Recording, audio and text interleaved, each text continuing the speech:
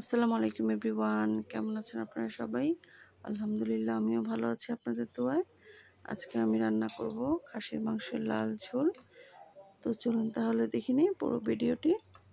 এর জন্য আমি এখানে কিছু হাড় চর্বি সহ মাংস নিয়ে নিয়েছি, এতে করে বেশি মজা হবে। যেহেতু ঝোল রান্না করব, এই জন্য পায়ের হাড়ও দিয়ে দিয়েছি। তো আমি চুলায় একটা প্যান বসিয়ে দিয়েছি, দিয়ে দিচ্ছি রেগুলার সয়াবিন তেল। এরপর দিয়ে দিব পেঁয়াজ কুচি এক কাপ পরিমাণ মতো, দিয়ে দিচ্ছি আস্ত গরম মশলা।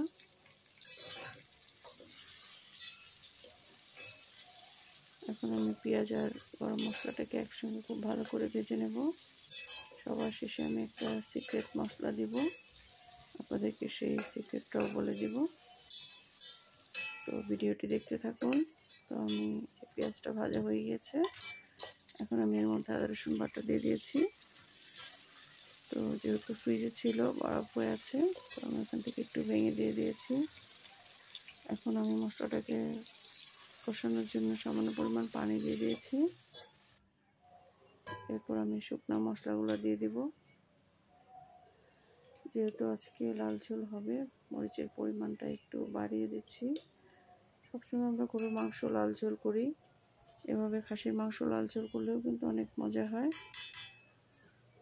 তো এখন আমি এখানে দিয়ে দিয়েছি মরিচের গুঁড়া আর হলুদের গুঁড়া। এরপর আমি দিয়ে দিয়েছি ধনিয়া গুঁড়াটা। আমি কিন্তু আগেই বলেছি মরিচটা একটু বাড়িয়ে দিয়েছি হলুদের থেকে। এরপর আমি দিয়ে দিচ্ছি স্বাদ মতো লবণ, আপনাদের পছন্দ মতো দিয়ে দিবেন, পরিমাণ মতো যতটুকু লবণ আপনারা খেতে পছন্দ করেন। এরপরে দিয়ে দিচ্ছি আমার হাতে বানানো স্পেশাল গরম মশলা। এখন খুব ভালো করে মশলাটাকে কষিয়ে নিতে হবে। মশলাটা যত ভালো করে কষানো হবে, মাংসের রান্নাটা কিন্তু ততই ভালো হবে। তো দেখতেই পাচ্ছেন মশলাটা কিন্তু খুব ভালো করে কষানো হয়ে গিয়েছে। এখন আমি আগে থেকে ধুয়ে রাখা মাংসগুলো দিয়ে দিচ্ছি।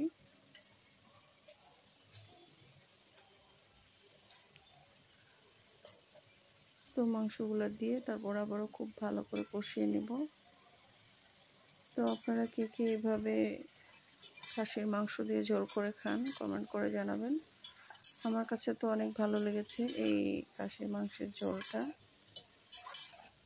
যেহেতু শেষে একটা সিক্রেট মশলা আছে, এটার জন্য আরও বেশি ভালো হয়েছে। যে কোনো ধরনের কোনো খাসির মাংসতে একটা স্মেল থাকে, অনেকে এটা পছন্দ করে না, খেতে পারে না। এই জন্য আমার এই স্পেশাল মশলাটা দিয়ে রান্না করলে আপনাদের কাছেও অনেক ভালো লাগবে আশা করি। কোনো ধরনের কোনো গন্ধ লাগবে না, অনেক মজা হবে খেতে। তো আমি কিন্তু অনেকক্ষণ মাংসটাকে কষিয়ে নিয়েছি, মানে একদম যতক্ষণ পর্যন্ত পানিটা শুকিয়ে যায় লোহিটা আমি কিন্তু মাংসটাকে কষিয়ে নিয়েছি। আরও অনেকক্ষণ কষাবো যতক্ষণ পর্যন্ত একদম এরকম তেল চলে আসবে। আমার কিন্তু একদম অনেক ভালো করে কষানো হয়ে গিয়েছে, একদম ভাজা ভাজা। তো যখন অর্ধেক সিদ্ধ হয়ে যাবে তখন আমি এর মধ্যে ঝোল দিয়ে দেব। যেহেতু আমি একটু ঝোল ঝোল রাখবো, তো আমি ঝোলের পরিমাণটা একটু বাড়িয়ে দিচ্ছি। আপনাদের কাছে যদি ঝোল ঝোল ভালো না লাগে তাহলে কিন্তু একটু পানির পরিমাণটা কম দিয়ে দিবেন, একটু ভুনা ভুনা রাখতে চাইলে। তো আমি যেহেতু আজকে একটু ঝোল করবো, তো একটু ঝোলের পরিমাণটা বাড়িয়ে দিয়ে দিলাম। তো এখন আর কোনো কাজ নেই, এখন আমি ঢাকনা দিয়ে ঢেকে আরও একদম লো হিটে 1 ঘন্টার মতো রান্না করব। আর এই যে আমার স্পেশাল যে মশলাটা, এটা আমি দিয়ে দিচ্ছি। এখানে হলো জিরা আর এলাচ একটু ভেজে তারপর আমি যে দিয়ে দিচ্ছি সবশেষে, এতে করে অনেক সুন্দর একটা ফ্লেভার আসে, খেতেও অনেক মজা হয়। আপনারা কিন্তু অবশ্যই এই এলাচ আর জিরা একটু বেশি করে কিন্তু ভেজে তারপর একটা বয়মে করে রেখে দিতে পারেন। তো রান্নার আগে একটু দিয়ে দিলে অনেক বেশি মজা হয় তরকারিটা।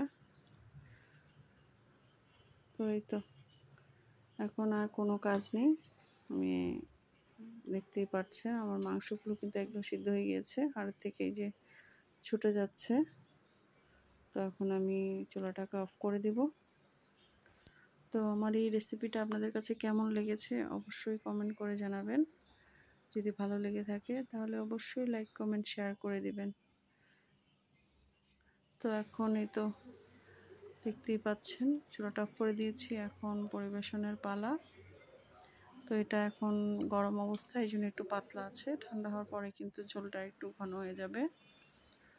তো এখন গরম গরম পরিবেশনের পালা। ভাতের সঙ্গে খেতে কিন্তু অনেক ভালো লাগে, রুটি পরোটা সব কিছুর সঙ্গে কিন্তু খাওয়া যাবে এই তরকারিটা। সবাই তো খেয়ে অনেক প্রশংসা করছিল, বিশেষ করে আমার ছেলের ভীষণ পছন্দ খাসির মাংস, তো ওর কাছে তো অনেক ভালো লেগেছে। তো আপনাদের কাছে কেমন লেগেছে অবশ্যই জানাবেন। তো সবাই ভালো থাকবেন, অনেক বেশি সুস্থ থাকবেন। আজকে এই পর্যন্তই। আল্লাহ হাফেজ।